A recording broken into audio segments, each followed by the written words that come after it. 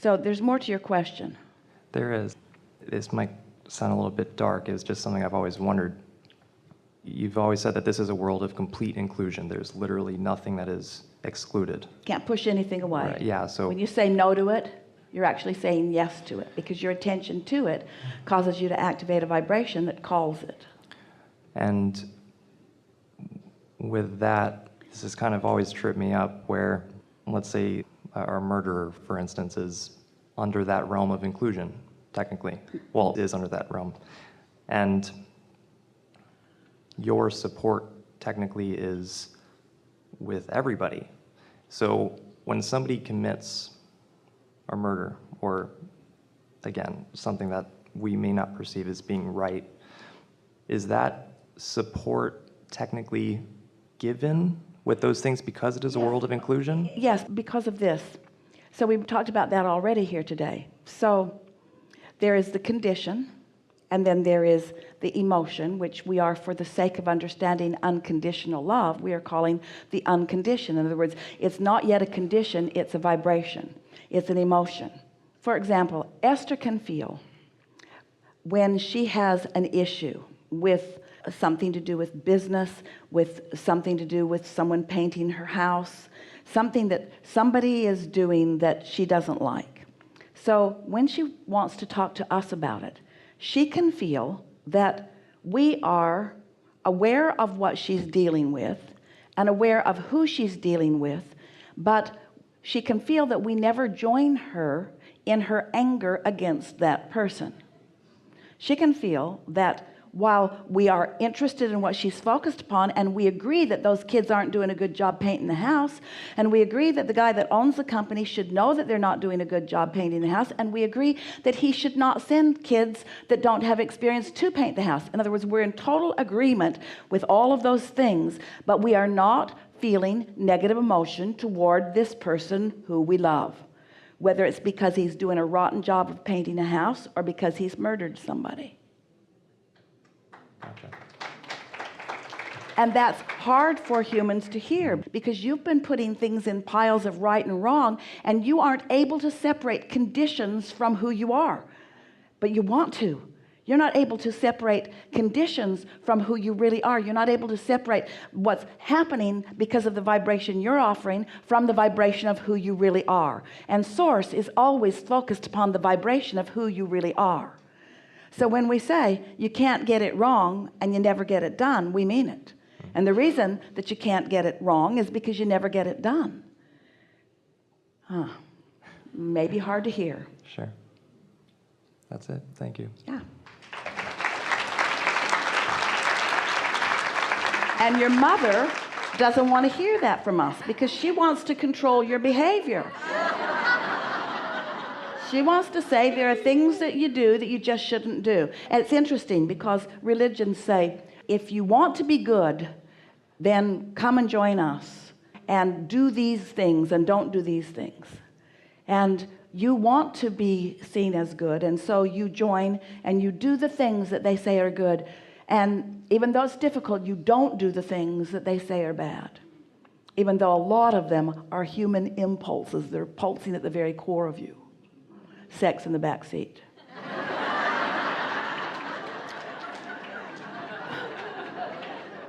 So then they say, if you do these things that are good and you don't do these things that are bad, you will be blessed.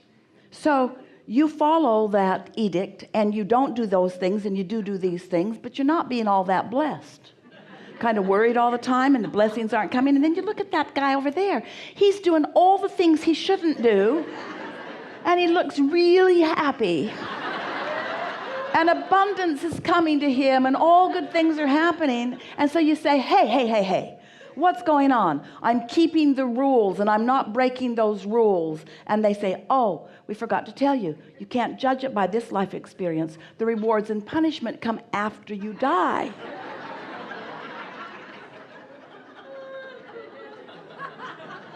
Oh, so I ignore my own guidance and do what you say, and after I die, Even though it hasn't felt right all along, it will suddenly come into alignment, and we say, you were born with guidance in order to know what the source within you knows about this situation right here, right now.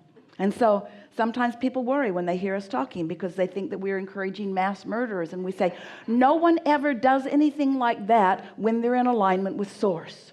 So if someone is having those kinds of experiences, you've got to know they're completely out of whack. And usually the reason that they are so out of whack, if you follow the history of the serial killers or those who are doing those what you call dastardly deeds to society or to individuals, what you will find in every case is that they were someone who was being misunderstood, who was being touted, who was being controlled, who was being misunderstood, who was being punished by a society who did not understand what unconditional love is.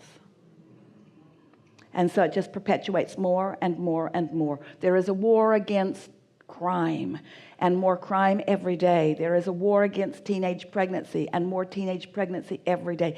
Everything that you push against becomes more, because the pattern of vibration holds stronger and stronger and stronger. So you just have to come to the place where you have to individually decide, I want to feel good. And if you're tending to the thoughts, then you'll never get to the action. In other words, if you're having thoughts of unworthiness and thoughts of rage and revenge, and someone is counseling you into soothing yourself, and you're finding alignment with who you are, it's not going to escalate into taking a gun and killing someone.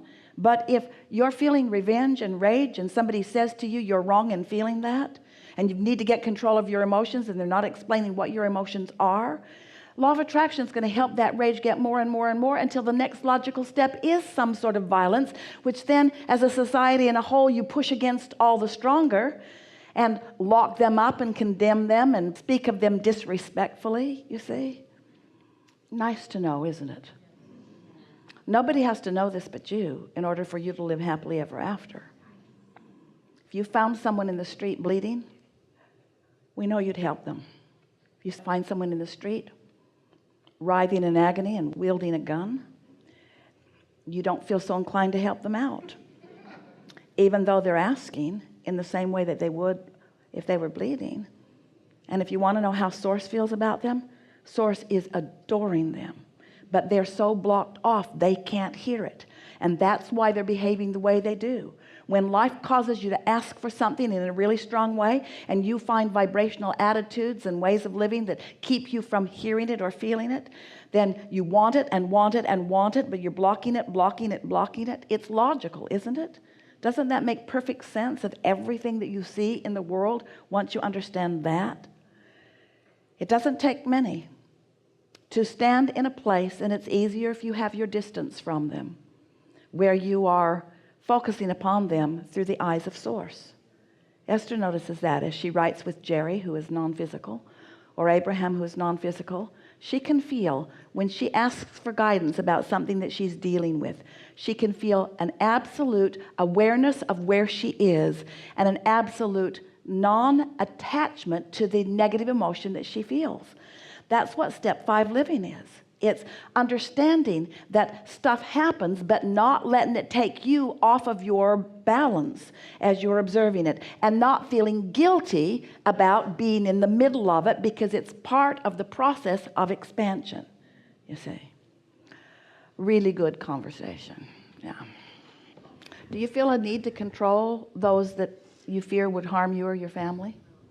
It's sort of a logical thing to want to at least keep them away from you, but they won't come for you. If someone's agitated and in that place and you're in a place of love, they're not going to come for you. Vibrationally inaccurate. They don't find you.